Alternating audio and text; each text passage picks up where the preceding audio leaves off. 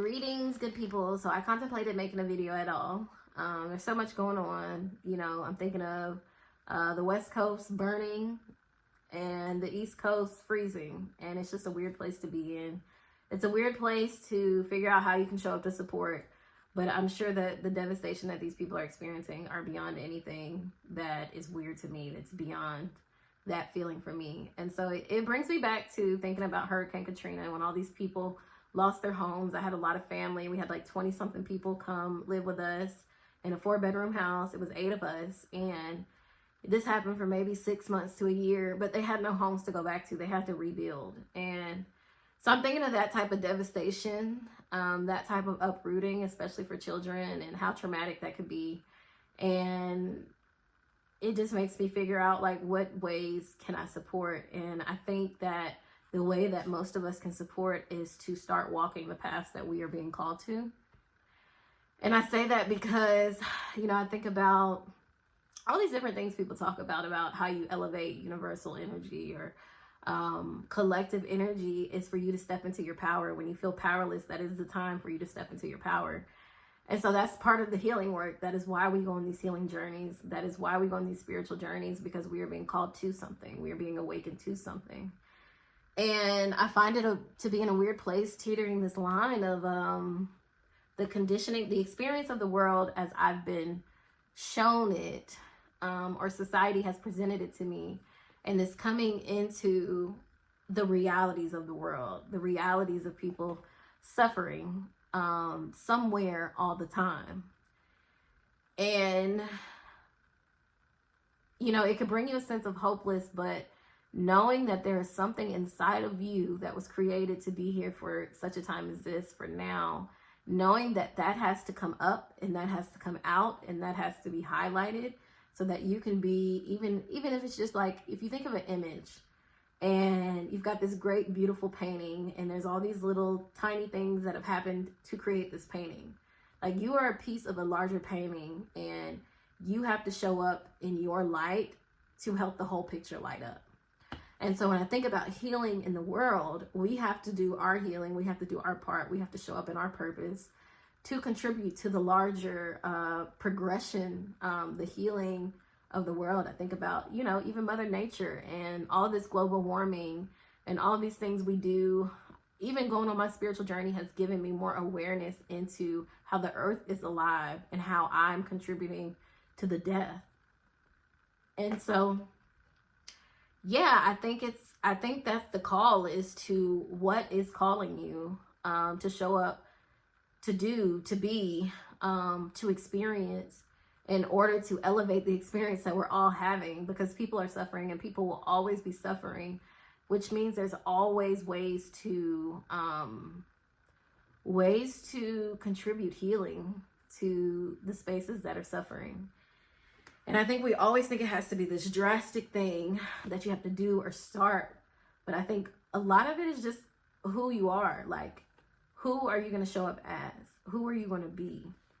And I think that's some of the work, you know. And I'm thinking about like things my teacher said about, like, you know, how we are, the world reflects what's going on inside of all of us, especially spiritually. And a lot of people are on fire. A lot of people are frozen. They are stuck. But a lot of people are on fire. And so when you think about inflammation and how hard it is to prevent disease when you are experiencing a lot of inflammation in the body, it's just kind of like we're watching the destruction of the earth. Like, we're watching the dis-ease on the earth create disease, and this fight to rebalance it, which we see as global warming. And spiritually, I just think I understand it differently than I ever have. And I think, like, we contribute to our own suffering. And so how do we mitigate that? Like, how do we change that? And so I'm thinking about this way of thinking that I've always had, this way of existence, this way of showing up, and like this reality that I'm now seeing, and really my spiritual journey is awakening me to, is to how much what I have been doing or who I have been has contributed to the suffering of the collective experience. And not because I'm a terrible person, but because there were things I was neglecting on the inside of me. And so that is the heavy lifting. That is the work, as to what is on the inside of you that needs to come up. What are you grieving? What have you lost that you have not let go of? Yeah, it's a lot of heavy stuff. And so I think about this whole conversation of the medicine of the rose is, I make it sound really exciting, but it's really hard. It's hard. Rose gives you a soft place and a safe place to transform, but the work is hard. And right now, we are all being called to do our work. So if you are reflecting in your life, if you're watching what's happening in the world and you're also reflecting on your life, you probably have seen some spaces that need some work. You've probably seen some spaces that need to be healed, that need to be nurtured, that need to be cared for. And so when I say work, I don't want you to think like, oh, I've got to do this, I got to do this, I got to do this. Sometimes it is just addressing something that you have been ignoring that is contributing to your own suffering. So yeah, I'm going to pull a card. I know that was long-winded, but I didn't really know what to say about this because it's not something that I'm currently experiencing, but because I am a part of the collective, grief is shared, and we'll be asked to help to carry some of this grief that people are going through right now. And when you choose to do healing work in any capacity, or be a person who cares about other people, that is just part of it. And so, yes, you're going to have to take care of yourself. Yes, you're going to have to nourish yourself. And yes, empathy is necessary, because people are losing everything. And it's not the first time that it happened, and it won't be the last. But the question becomes, what am I going to do to contribute to a better world? Like a better experience for myself, for the people I care about, you know? And that's what this work is. It is, I wanted to use the word progression, but I don't think that's the word. And so, yeah, I think this is a time for us to support ourselves deeply. We've been talking about nourishing herbs, and this to support other people. And if you are somebody who is in close vicinity to fires or really just toxic environments in general, some of the herbs that are going to be helpful for you are going to be mullein, elecampane, things that support the liver, your natural detoxifying, what naturally detoxifies your body. But mullein and elecampane, thyme, all of these are going to be supportive for the lungs. And a lot of lungs are going to be damaged in this process, and people are going to be kind of trying to get over the grief of what's also happening. And so herbs that support the lungs, that support the respiratory system, are going to help to move you through grief, are going to help to get things up and out. And so if it's not you, if you're not suffering, if you're not going through these wildfires, some of this could be preventative work. Working with these herbs could be preventative work to help your lungs to be stronger and more supportive for if this reaches your door. But right now, yeah, I'd be willing to send herbal support, different remedies to people who need them right now. So if you are interested in that, you can reach out to me, a sage named Simone, at gmail.com, or centersageremedies@gmail.com. And I can provide some resources. I have a lot of mullein. I have a lot of other herbs, so I can make some formularies that'll be supportive. But just let me know. I don't have a lot of people who live on that side of the world. But I'm willing to be supportive if I can.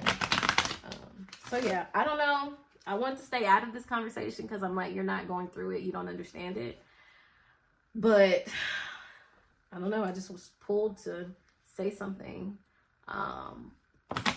Say something specifically to just talk about what's been on my mind about it.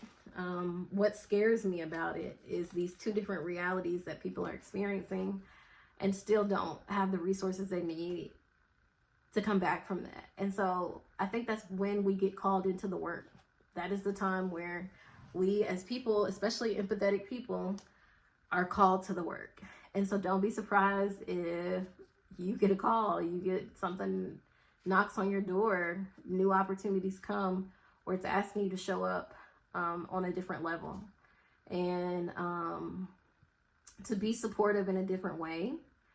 A lot of people are gonna be called to community in these seasons. And it won't just be a season. It probably will be a shift of a lifetime, like a shift of your life, the way that you'll move. And so right now, if you're already being called to that, the best thing you can do is not resist it. Because when you resist it, you create that inflammation. You create that dis-ease in your body, and you give space for disease to cultivate itself. So if you're being pulled, if you're being called somewhere, I'm telling you from experience, don't resist it. It's going to happen anyway. And there's so much healing on that call just for you. So I've been talking a lot. I said I was still going to pull a card, and I am. What is the medicine that needs to be shared here today? Okay.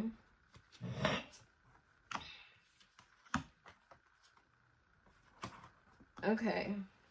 So I'm going to pull from, I pulled from Abiola. Both of these are Abiola Abrams decks, African Goddess Rising. And then the other one I'm going to do is the Secrets of the Ancestor Oracle deck. And, yeah, for some reason, I really just want to pull from these decks. And so, just by looking at what I have so far, let me just go ahead and pull from this one. I just want one. There we go. Just from what I've looked at so far right now, is shame.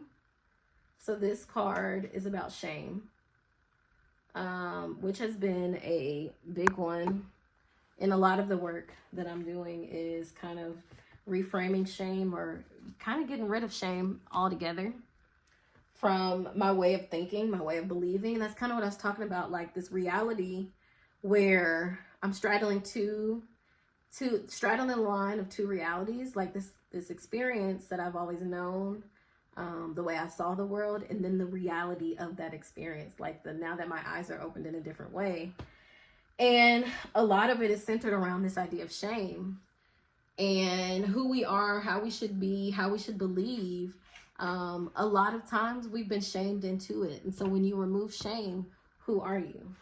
How are you? You know what I mean? And so I just want to read the declaration of that one. And it is, you are beautiful. You are secretly scared that you are not enough. Shame is lying to you. You are not broken, unlovable, ugly, or unworthy. Shame keeps you small and hiding. Accept yourself now. You are a bright light. Allow yourself to see who you really are. You are doing the very best you can. You are lovable and you are complete. I am protected. And so, yeah, shame keeps us stuck. I remember a card from a different deck where it says shame is lying to you and it's keeping you stuck. And so your next card was leveling up. And so this goes back to that thing I was saying, where a lot of people are going to be called into their kind of divine work, like into your spiritual work for yourself, into your work for community. This is about showing up differently, to contribute to a better existence for people. And so, yeah, divine timing is on my side is the declaration of this one. But raise your standards. A leap forward for one is a leap forward for the tribe. Your choices can raise the frequency of your community and the planet. And so that is what this really, I think this is the theme of it. It is time to do the thing that you've been holding off on. It is time to be the person that you've envisioned yourself to be. Because we do, our frequency, our community's frequency, the world's frequency, the planet, all of this is connected. And so right now is really just about doing your part. Time to level up. This is your season for a quantum leap. You have prepared for this. Life does not have to be linear, and neither does growth. A quantum leap feels drastic and huge, but the secret is the quantum leap happens little by little. So what inspired action helps you level up? Connecting to the spirit with rituals, movement, meditation, and visualization is a great start. And your last one was radical rebirth. And so this is really calling you to be, and I was going to say be something completely different from what you are, but this is really just calling you to be who you are, birthing into who you are, into a different type of strength, showing up differently in your spaces, but showing up as a elevated version of yourself, a more healed version of yourself. And so, yes, you can stop the struggle. You can choose at any moment to start over and be reborn. Like the sun, you rise again and again. Dust yourself off, move forward, and go for it again. Life is about transition and change. You will fall on your face, change your mind, and need to come back again and again. Release the idea that you messed up and things aren't perfect. Stop waiting to be ready. Make new choices and decisions. Still arise. You know, I think about leaving my corporate job. It was really scary to start over. It still is, because I'm not where I want to be, but I know I'm where I need to be. And so change is scary. Being called in a new direction is scary, but if a new direction is calling you, it is the best thing you can do for your soul, for your soul's work, for your community, is just to show up in that. And so our card in this other deck of Secrets of the Ancestors Oracle is the High Priestess, intuition and knowledge. And so it's asking you to think beyond what you're visually seeing, and think deeper than that. What do you know that you know? What do you know in your heart? What is pulling on you? Yeah, this is very much a pulling on energy. Something is like trying to get your attention, of like, we need you to do this and we need you to do it now. And I'm thinking about what I was writing in my journal earlier today. It's almost like somebody's in my face like, see, you see what I told you? You see what's really happening? Now do you believe me? Now are you ready for the change? And that's what it feels like. It's like, are you ready to be a little more self-sufficient? Are you ready to move in community differently? Are you ready to live interdependent? And so, yeah, I think, it's definitely this, I feel like a boiling in my body right now as I'm talking. There's some sort of passion behind this, and maybe it's about directing you to your passions, because we need you. Like, we need you to show up. Like, think of a team. We're a team. Think of a team.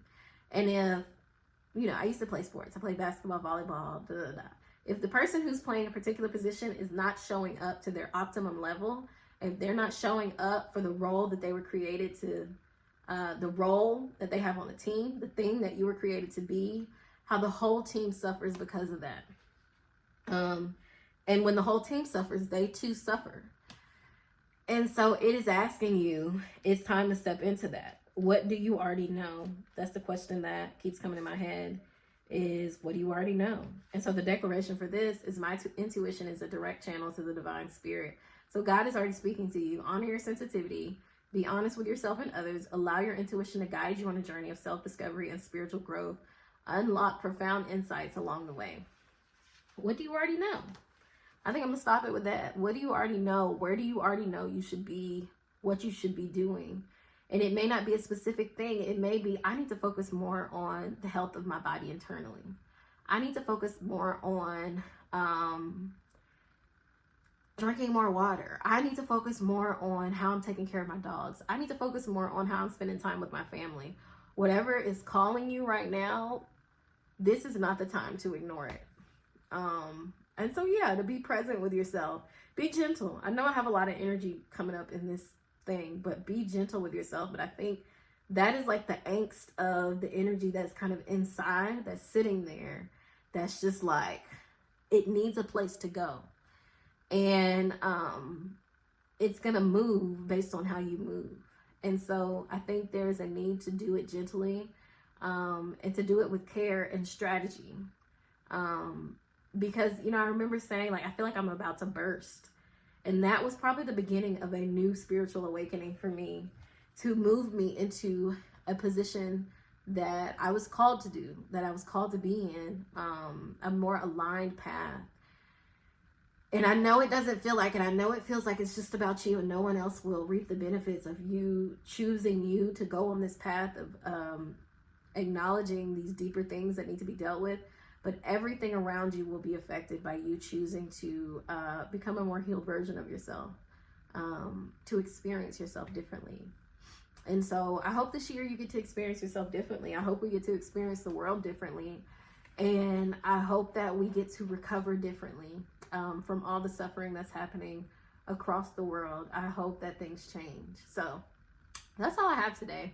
Again, if you need resources, or you know someone who does, just send me an email and I'll work some stuff up. But until then, I will see y'all next time. I hope this was helpful. And for some reason, I want to say I hope it wasn't offensive, but yeah, it's just what came out of the heart. So have a beautiful day, and I'll see y'all next time.